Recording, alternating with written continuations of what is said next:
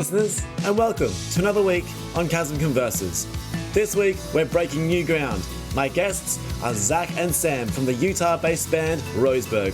Formed in Oregon in the US, we've touched down on another part of the world. We have a brilliant conversation about the two of them meeting as missionaries, writing each other letters filled with music and ideas, which led to the formation of their band Roseburg. We also talk about their newest EP, 200 Million, and they tell us how they celebrated their 5-year anniversary with their fan base and community. Join us and let's get conversing.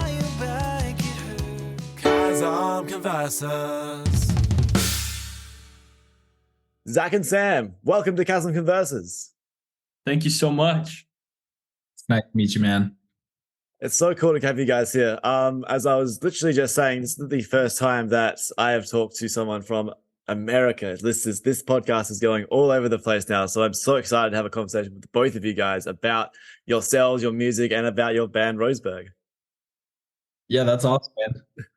And congrats on branching out. Now you're worldwide, going all from Australia to London to the United States. You've like crossed the whole I know. of the world.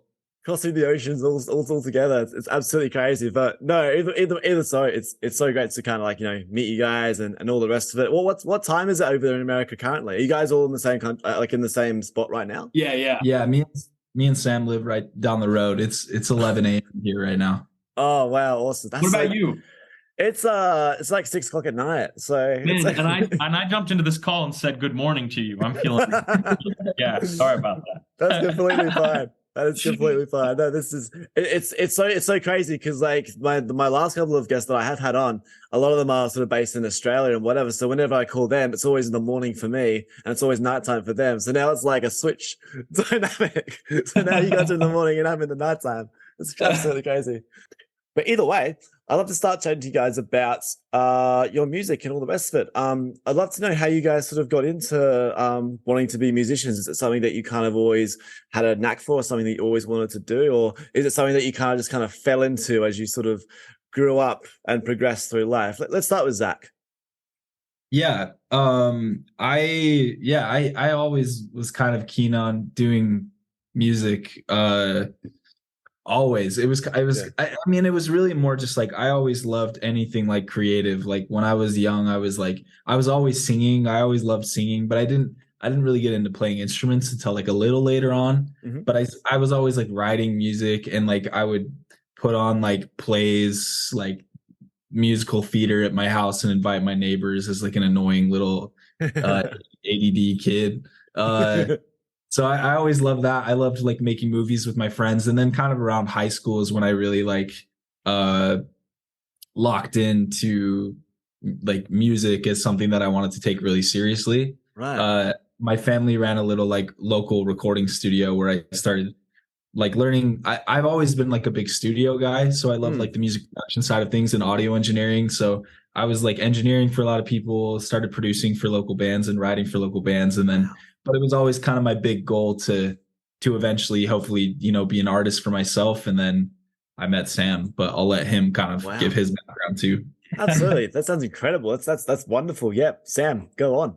Yeah, no, I appreciate you. I would say similarly to Zach, I grew up in an environment that was just really encouraging to creative work as a whole, right? So I loved music and I was really involved in music I did a lot of choral work and musical theater, but I grew up in an environment of artists where like my grandmother was a working artist and many of my aunts and uncles were working artists, and my dad was writing and recording music as a kid. So and I kind of similarly to Zach I was a late teenager when I realized that, man, writing music was really compelling to me. And I think differently from Zach, I didn't really approach the technical end of like recording. I really jumped in as a songwriter just for me at that point. And then meeting Zach was a lot of that era of my life was, oh, you can do this really well. Like you can take the songwriting part and you can turn that into something that's really polished. Yeah. That's really cool. I love that, especially because like for yourself, it's almost like, it's almost like running in the family in a way. Like, like you're all sort of creative musicians and all the rest of it. So it's kind of like you get influenced by those people to be able to obviously want to learn and do both those things. And yeah, you both sound like you're very well versed in like, your in your production and in your songwriting and all the rest of it as well, which obviously ended up growing into the band that you're in now, which is just like incredible. So did you guys sort of like how did the two of you then meet from there? So we both grew up in a church where when you're 18, you get sent off to be missionaries. So Right. me and Sam both got assigned to an area in Oregon, which I don't know like how familiar you are geographically with the United States, but me and Sam didn't grow up anywhere even near each other. Yeah. He grew up upstate New York. I'm all the way like on the West Coast in Utah. Jeez. And then we got assigned to Oregon, which is like way, top left, Pacific Northwest. Wow. Holy shit. Right. So we grew up like 3,000 miles apart, would never have run into each other. It kind of met each other on a fluke accident, right? Yeah. So, wow.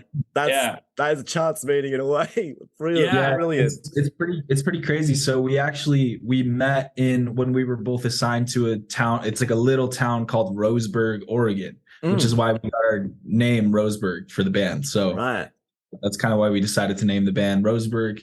The first night that we met, we all had like guitars out there. It's similar. I would almost equate it to like, it's almost similar to like the military in a lot of ways as far as like being assigned places. And it's pretty like stringent rules and stuff. But on our off time, we had like guitars and stuff. And me and Sam just started writing music together one night when we met. And actually the song that we wrote that night ended up being on the first record that we put out. So it clicked like really fast.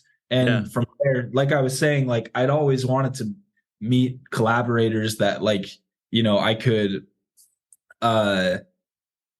really like do it with like full time. And it just immediately clicked with Sam. And I think we were both, I remember having discussions that night with Sam, and Sam, you can talk about this as well from your perspective, but I know Sam was kind of in a space like, well, when we're done with our service and we go back home, Sam was kind of like, I don't think I'm going to like continue to do music. I remember him saying stuff about like, he wasn't sure he'd be able to figure that out as a career path. And I remember us both talking and saying like, no, like we could like do this together. Like maybe we like do this together when we get back. And from there on out, it was like we still had another like year and a half out there, another year and a half. And the only way we could communicate, because you get kind of shipped off to different areas. And the only way we could communicate was like handwritten letters, because we didn't have like we were using and stuff. So we were literally, it was so old fashioned. It's so funny. Sounds like wartime. My dearest Sam, I've been shipped off to another place now. It literally, that's how it feels. It really does. Like even looking back, I'm like, man, it's so funny that this took place like only a few years ago. But that's kind of how the band started. We were like writing letters back and forth, sending like lyric ideas to each other and just saying like, hey, when we get back, like we should totally do this. And that's literally that's how the band started. That's sick. I'd love to hear from your perspective too, Sam. That's an amazing story. Yeah. No, I know that that basically all sounds so weird, and it is. We could almost just sit and like it's so weird to go an inch deep on like this kind of weird like monk lifestyle. Like it's like it was such a weird time of our life, and like such a niche specific set of circumstances. But it's true, like we were writing songs with each other that we couldn't hear. Like it was really we had sat down with each other, and when we met each other and started writing some stuff out, and then I would get a lyric sheet from just Zach in the mail. Wow. And I like this. I have no idea what this sounds like, but this seems like he's working on it. It seems like that's amazing. I love that. That's just wow. This might be one of the best stories I've ever heard, in my personal opinion. Such a weird thing. And Zach's right. Zach had so much. Call it delusion. Delusion if you want, sure, but certainly energy and and hope and belief in this idea that like, no, we can't because I mean, I guess for a little bit more background, right before I had left on this kind of mission trip, I had been in school and I had done like a brief stint in music recording as a major, but like not anywhere cool. Not like I was in community college in upstate New York, and my feeling at the time as an 18-year-old, and it's a little silly, I think, to look back on it this way. Like thinking back on like, yeah, you were 18. So young, man. Yeah. And I was going to, to this college as a 16 and 17-year-old, right? So I was a really young kid, but I was kind of like, man, well, I wasn't even the best in this tiny program in this school in the middle of nowhere in New York. So like, what's the point? Like, obviously it's not supposed to happen. You know what I mean? Yeah, right. No, I get that. It's weird. Sense? It's weird that the mind can really do that. No, I definitely do, especially when you're like with a lot of other people who are kind of like, you kind of see them being slightly better than you, or like you have that kind of just, I don't know, that self kind of deprecation about yourself and what you are doing compared to what they're doing, and it kind of does sort of take you away from it after a while as well. But I guess that's what's so good about having somebody else sort of with you and beside you who can like be like, nah, man, like you're good at this, like, we are good at this, like we should pursue this. Right. And also, I mean, like I was talking to somebody else. I'm trying to remember who it was, a kid sister or a cousin or something here recently.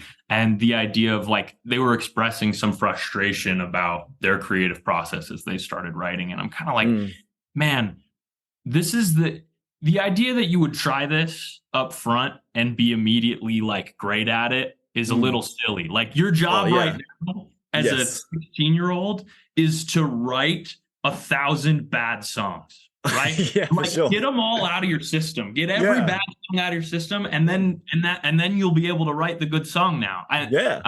Anyway, I think Zach saw through that a little bit and saw potential.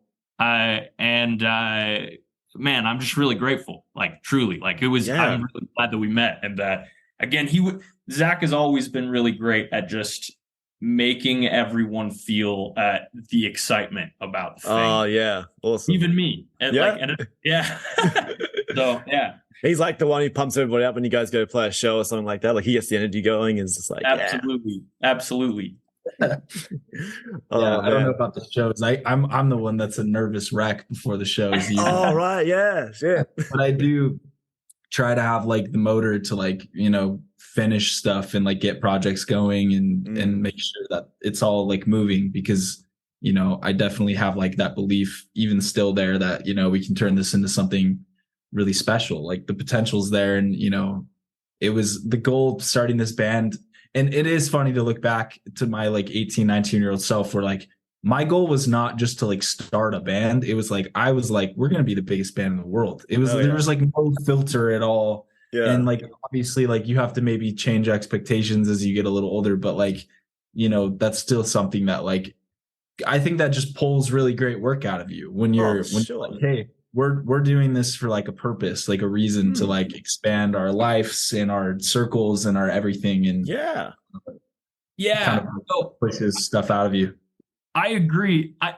A little bit of a tangent. Maybe this is not. I'll try and keep this tangent really short. I went to this really bizarre show the other night. It was like in a garage in somebody's house down the street from me somewhere. There were like 12 people there. They had set up like 6 rows of seats, and there was this show being performed. It was there was a man on a trombone, a dude on a synthesizer, and a woman who whistled. I kid you not. This was the show.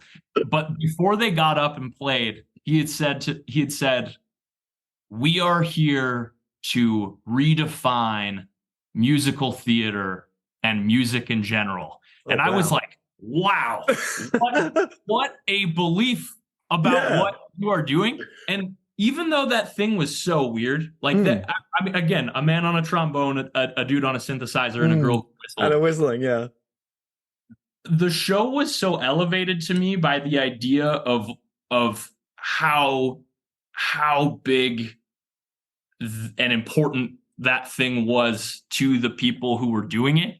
Yeah. I hope that makes sense and that doesn't come across as condescending. I'm not trying to be. Oh no, like I guess like their ideology of what they want to accomplish is just it's really straightforward and really direct, and it's like, yes, this is what we want to do, and you're kind of like, oh shit, yeah, okay. Wow, damn. Yeah.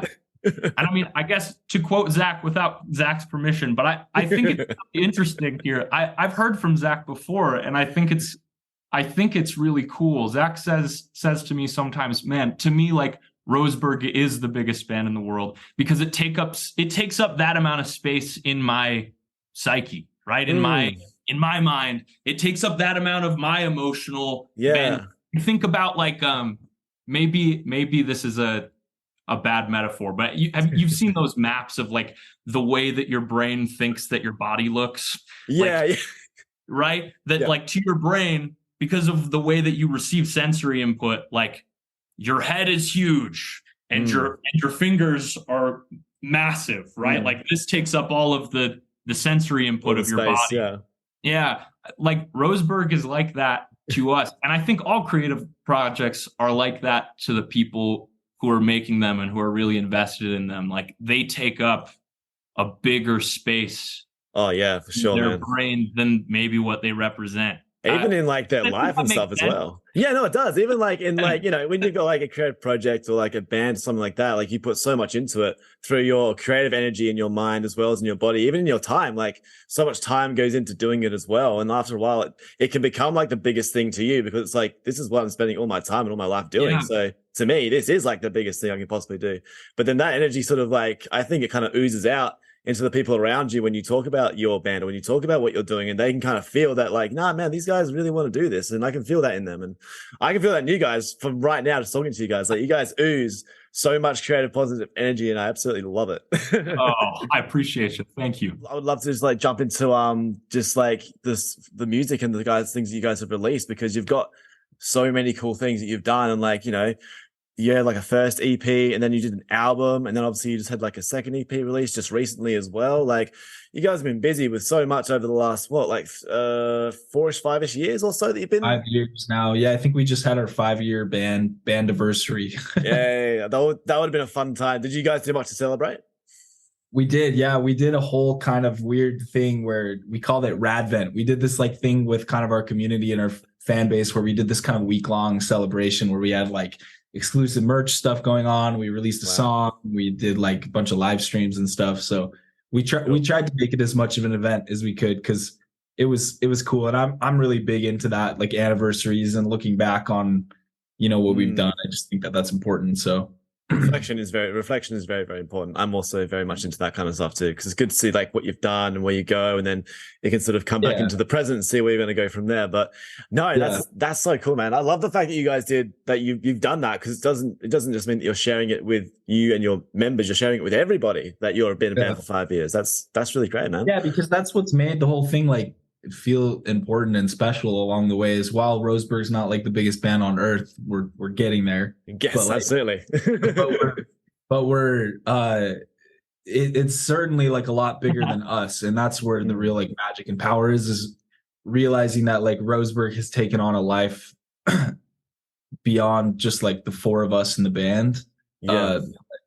The community around it and the people that we haven't even met that like have taken the music in. And that's just such a cool thing to have, that I wish like everyone had the opportunity to do that to some degree, whatever it is, because the power's in like community and people and so, yeah. That's so cool, man. I love the fact that, you know, your music is basically for everybody. Like it's such a fun, light kind of like indie kind of vibe that you guys have got going on that, as I said, can be enjoyed and listened to by so many people and just any demographic going around. Like, what sort of like artists that you guys know sort of influenced the music that you guys now write and that you guys now put out to the world? Man, go for it, Sam. First off, thank you. That's a really meaningful compliment. I really appreciate you. Thank you.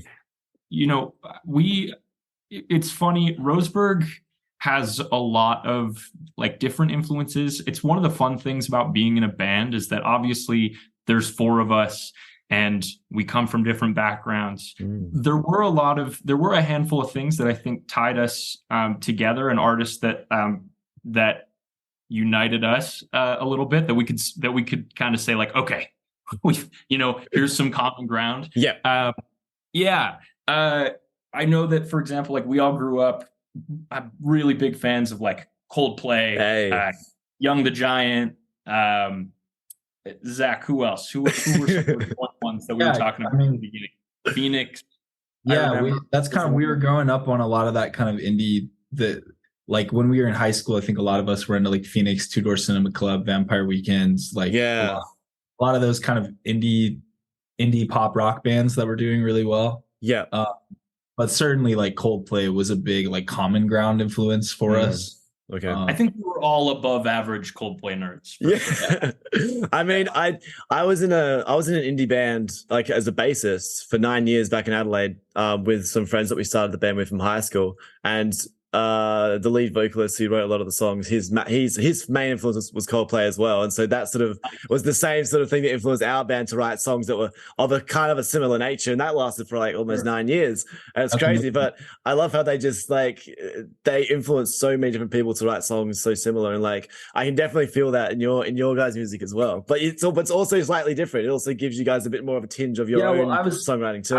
I was telling this lady this morning, I was on another podcast this morning, and this lady was asking about this same kind of thing, and I was talking about kind of we talked a lot in the band about like juxtaposition and how part of what I think to me makes Roseburg really cool and why I enjoy the music and enjoy writing it and stuff is because similarly to how Oregon as a place. Have you ever been out here to the US? I have not. I haven't touched the US just yet. This is the first time I've touched any part of the US. Cool. That's amazing. Yeah. I mean, I would definitely recommend if you ever do come to the US. Obviously, there's kind of the main destination spots, New York City, Miami, Los Angeles, whatever. The Pacific Northwest, like up there near Portland and Seattle and stuff, is really beautiful. Like forests, and you have the whole like coast and the ocean and cliffs, kind of like Ireland. Like, I don't know, like similar kind of vibe. Yeah, right.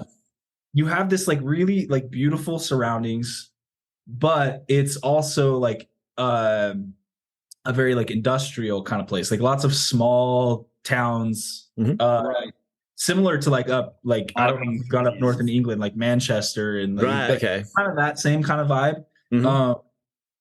And to us, like that was almost the influence for Roseburg for our sound. It's like, okay, you pull in like the Coldplay influence of the like Baroque pop thing, like the strings and the organs and the beauty of that thing. Yeah. But we also had a lot of like Sam and I and everyone in the band, we're all around 25, 26 years old. And we were listening to My Chemical Romance and Green Day and Blink-182 and a lot of these kind of like pop punk emo kind of bands that were massive on the radio when we were coming into our own as artists. And so I think what you get with Roseburg is at the end of the day, we're not an emo band. We're not a heavy band, or like by any means, but there is that kind of darker influence mixed with that thing. And I think the juxtaposition of those two things coming together is cool. And it's influenced by where we were formed, like the place itself being this beautiful place, but also this kind of like rough around the edges industrial place. Yeah. So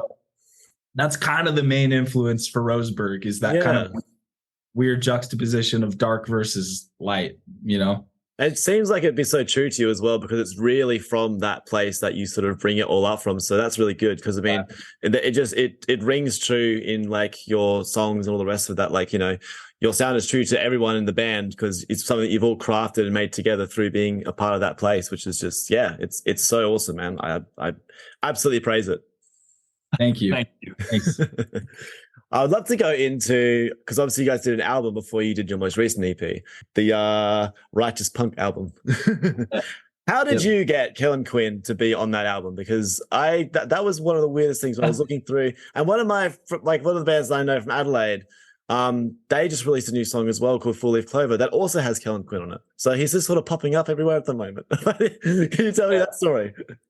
You're right. That is a really weird thing. Zach, tell that story. It is a pretty crazy story for sure.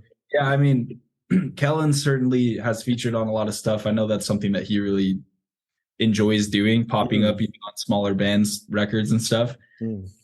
Partially just because Kellen's such a cool guy, and he's really has made it a priority to help other artists, and especially younger and developing artists.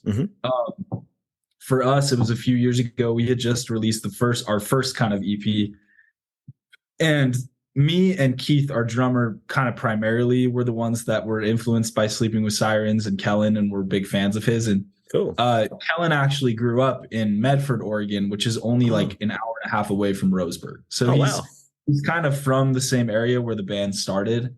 Cool. And I literally randomly DM'd him one time and told him that. I said, hey, our band started around the same place you're from. And, a couple of us were really influenced by your music. Like, thanks for all that you do and for your music. And honestly, I probably did that because I was going through it and I was depressed. And you know how you just send DMs to people when you're depressed, hope someone writes back, or at least that's in a moment of need.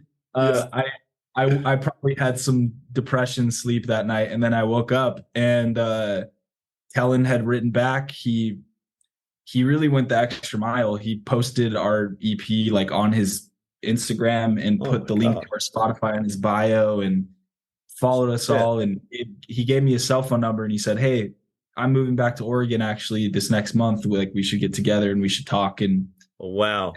And he was kind of asking me, what do you guys have going on as far as management? And from there, like, really, even though, Roseburg is not, it's not Sleeping with Sirens. It's not exactly the same genre, but something about Kellen is Kellen actually, the music he listens to primarily and loves is a lot more in the kind of Roseburg indie pop rock lane, which is why Sleeping with Sirens is such a melodic, heavy band.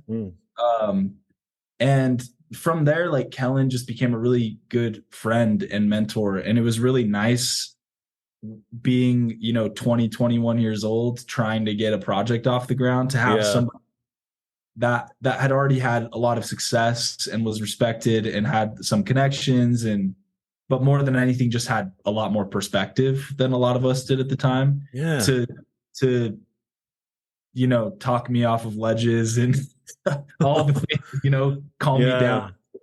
Anyways. I mean, the thing I love the absolute most about that story is like just the power of reaching out and just messaging people because sometimes, especially like people who do have a bit more of a presence than what we do, especially online, a lot of times like we sort of won't do it because it's like, oh, that person's kind of above us or whatever.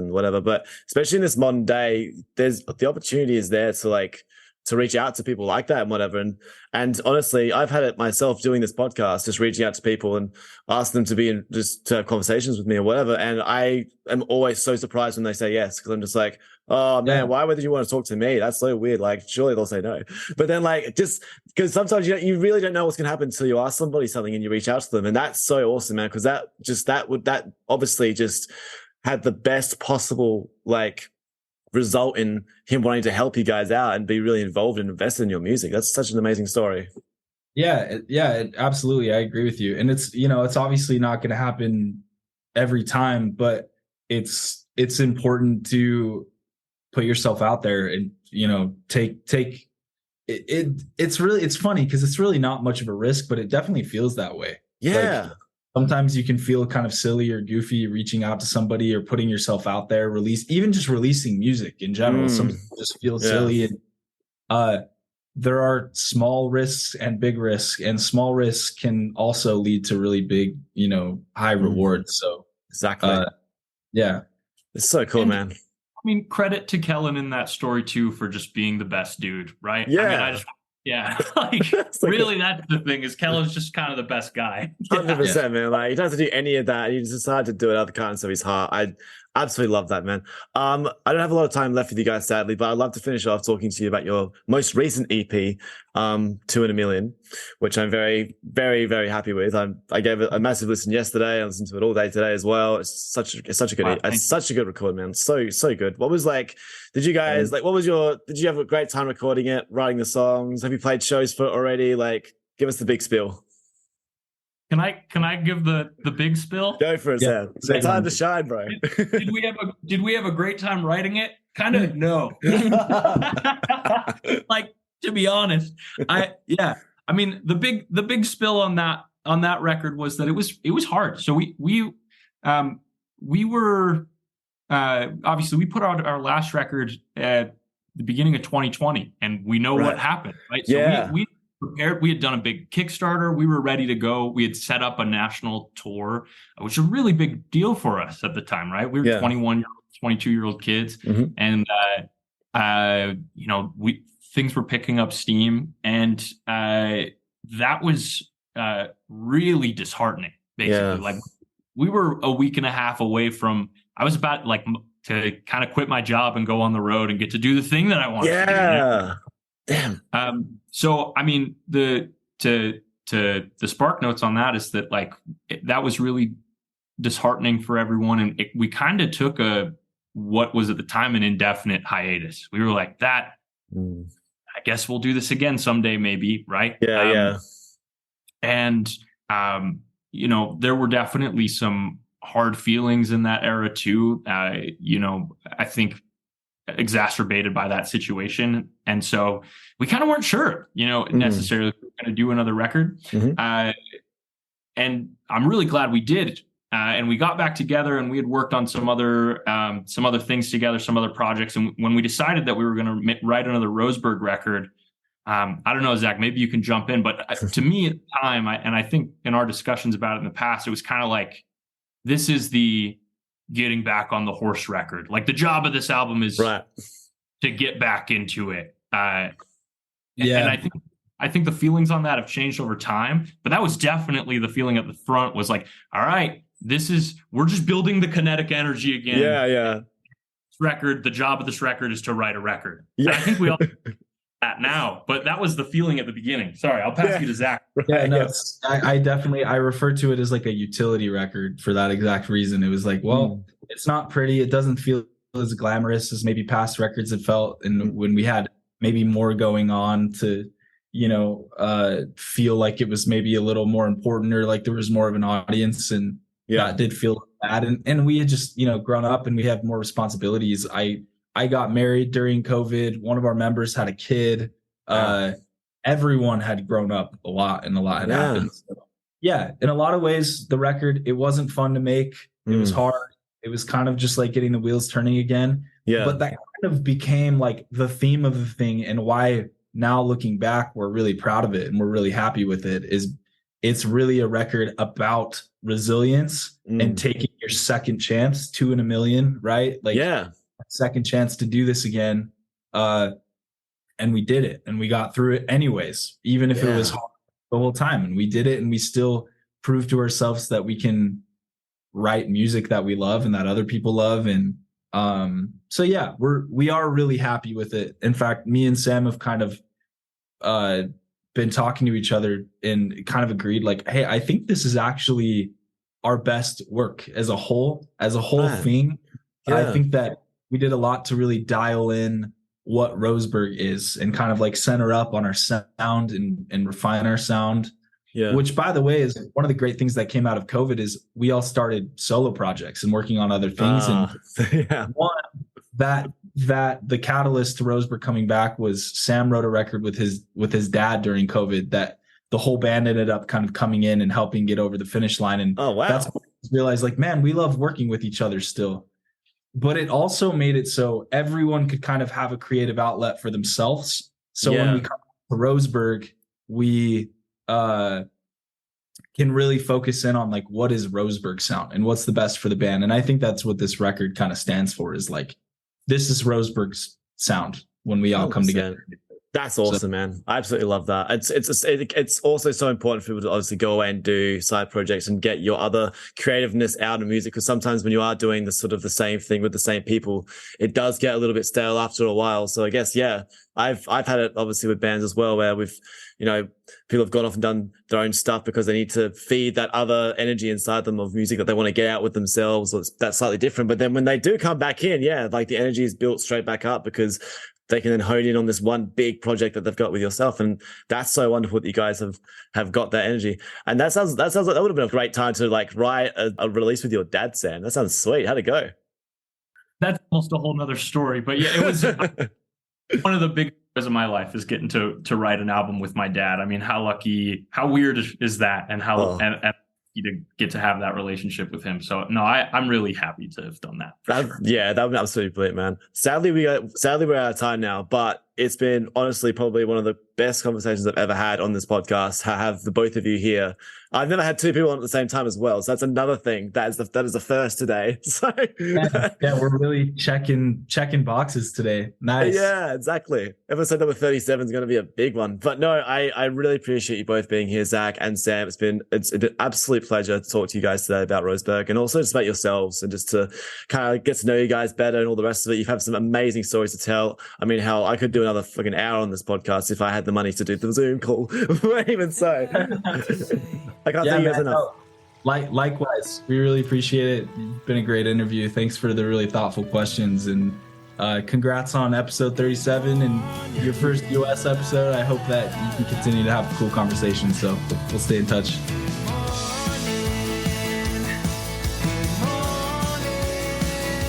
Thank you so much for tuning into the episode this week.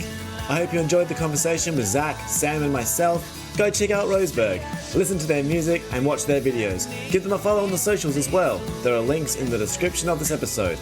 As for myself, please leave a rating and a review for the show wherever you listen to your podcasts, and I'll see you next week for a new episode with a new guest here on Chasm Converses.